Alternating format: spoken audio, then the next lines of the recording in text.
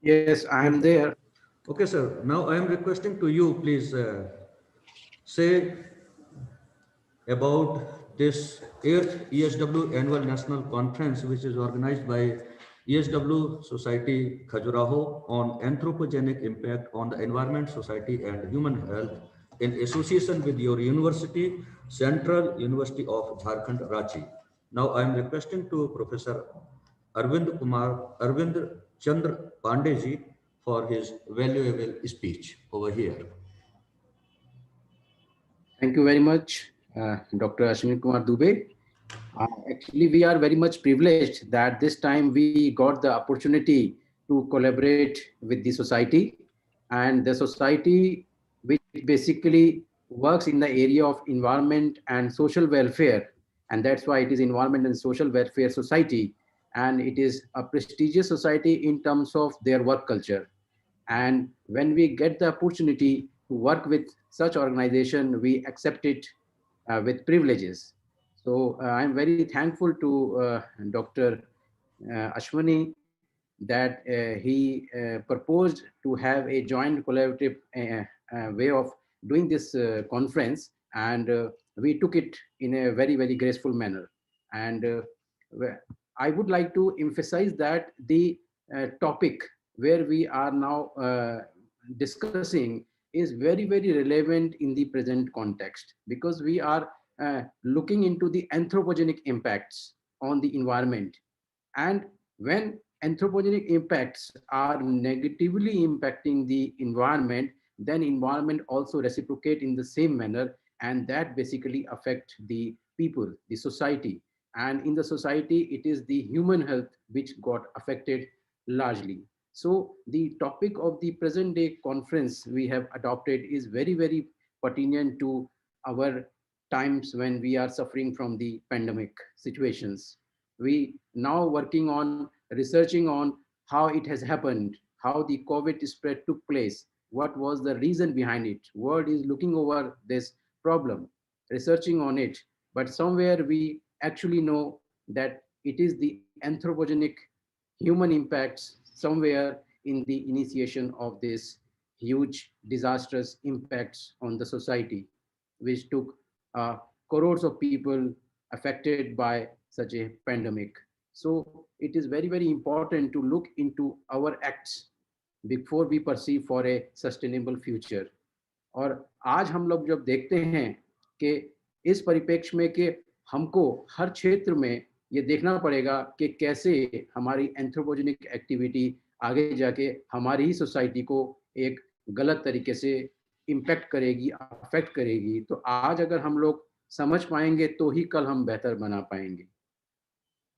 जैसे कि department of geo informatics से हम जुड़े हैं और उसमें हम लोग इन्हीं एरियाज में रिसर्च करते हैं, largely based on our satellite based remote sensing.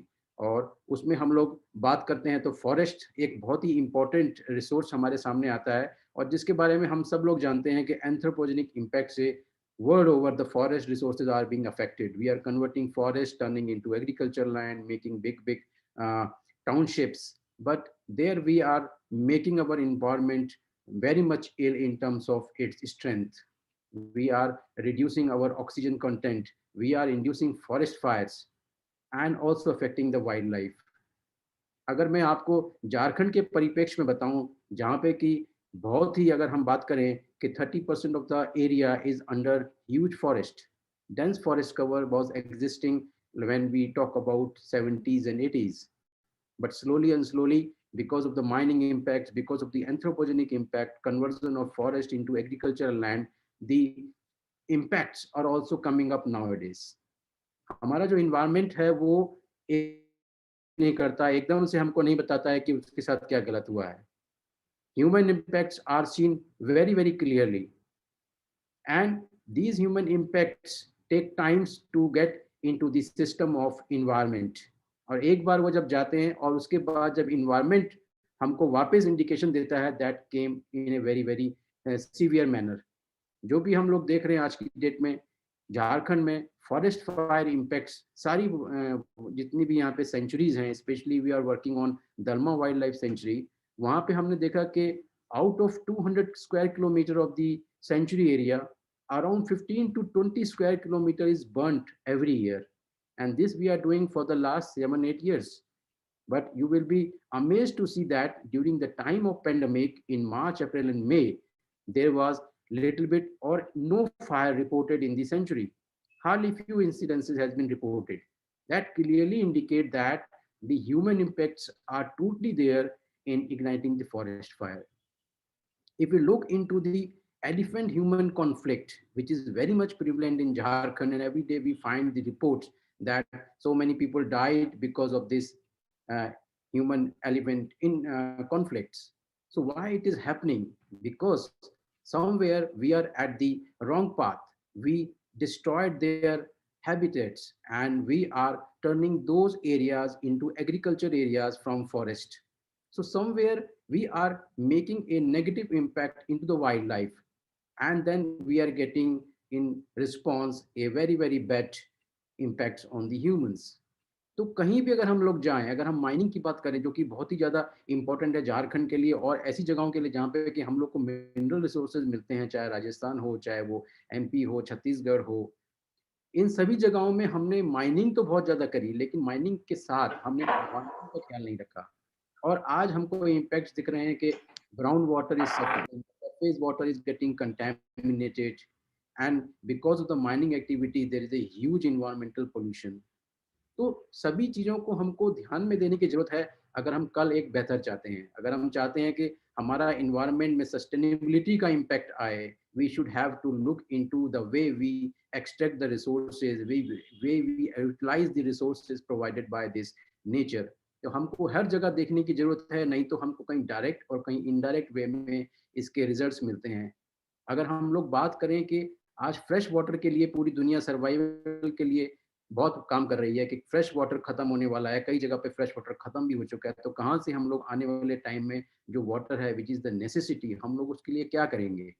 हम लोग अगर देखें तो हमारे पास हिमालयाज़ है, हिमालयाज़ में we have glaciers, we have around 10,000 glaciers in Himalaya, and that is our actual the main bank of freshwater deposits.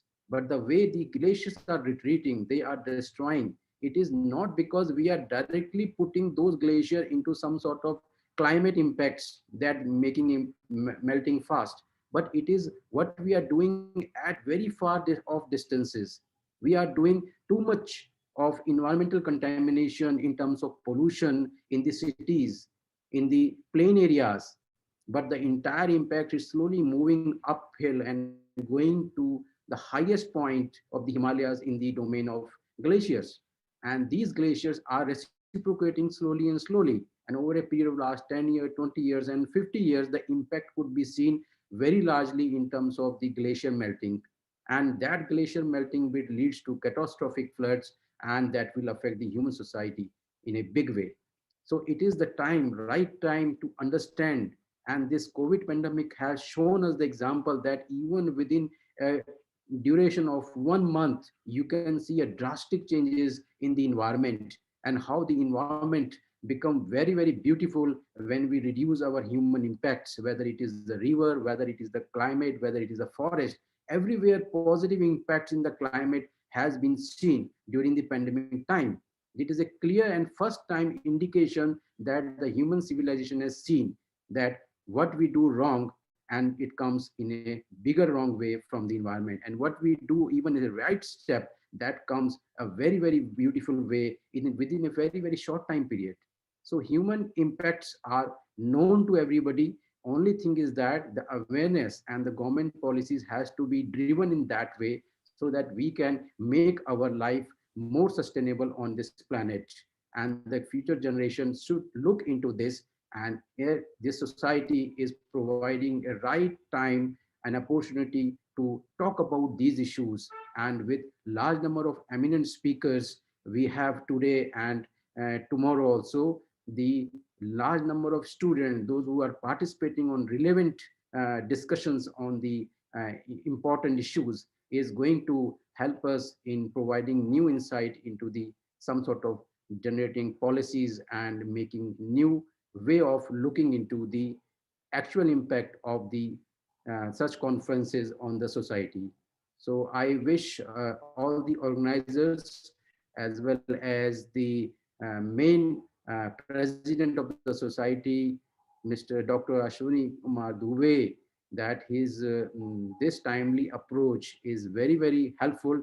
And from Central University of Jharkhand, we all support, and we are thankful to our Professor R.K. Dey, the Vice Chancellor, that he provided us this opportunity to interact with this society, and hope in future we will be also doing similar work with a more enthusiastic and the energetic way. So with these few words, I will take to stop here and look forward to listening to many big speakers we have today in our forum. Thank you very much for this opportunity.